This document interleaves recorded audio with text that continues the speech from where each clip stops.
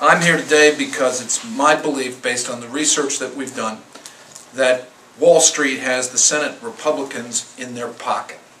If you follow the money, which is the adage that comes from our dealings with the former Republican President Richard Nixon, but if you follow the money, you will find that the path leads directly to the Senate Republicans. And bailout companies made donations to the Senate Republicans in excess of $900,000 over the last 8 years.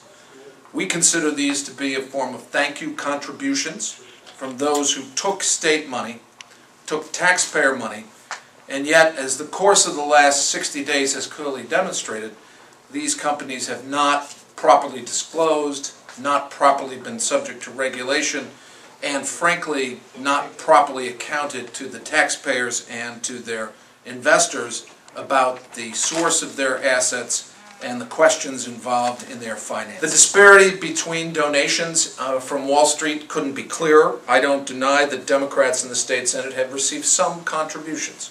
But what's clear is that the disparity is about 25-1. From this point of view, it's clear to me that Wall Street knows who they can buy off and who they can't. So today I'm here to say that it's time for these practices to end, and that the investment and financial problems that face this state require that we look at re-regulation and control of these companies right here in New York. For those of you who don't know, New York State has one of the most pervasive regulatory networks for its insurance department and its banking department. Unfortunately, the Senate Republicans, in extending these massive tax breaks, have not demanded accountability from the companies that receive them. It's a consistent part of the Republican philosophy. It started in Washington, it has spread to New York, and it appears that as long as the Senate Republicans are in control, the pattern of close your eyes, give them taxpayer money, fail to demand accountability, and then extend your hand for a campaign contribution will continue.